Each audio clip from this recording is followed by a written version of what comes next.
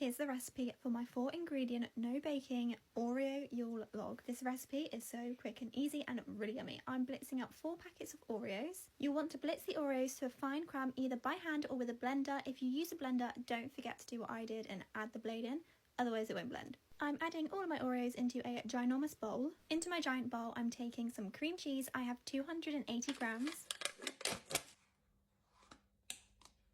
Then you want to mix the two together. I used a spatula to begin with, but found it was quite stiff, so a metal spoon worked a lot better. Then taking a giant tray, this is similar size to an A4 sheet of paper, and I'm lining the tray with cling film. Next you want to dump out your Oreo cream cheese mix.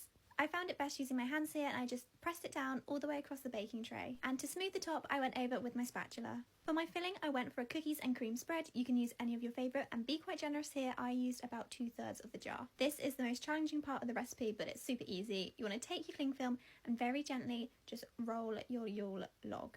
Make sure you just go super slowly here so you get a nice tight roll. When I get to the end of the tray, I just roll the log back on itself and smooth over the cling film, making sure it's nice and tight. Place your Yule log in the fridge until it's completely firm. For the decoration, I melted 200 grams of milk chocolate. And once my Yule log was nice and firm, I just poured that over the top and I spread that out using a small palette knife. Depending on how cold your Yule log is, you might have to work quite quickly here. And to give it a slight log effect, I just went over with the end of my palette knife. For the last decoration, this is optional. You can just add on some little bits of holly. And here's the finished Yule log once it's all firmed up. And honestly, this is the yummiest thing I've ever eaten and I was so happy with myself. I had a little happy dance.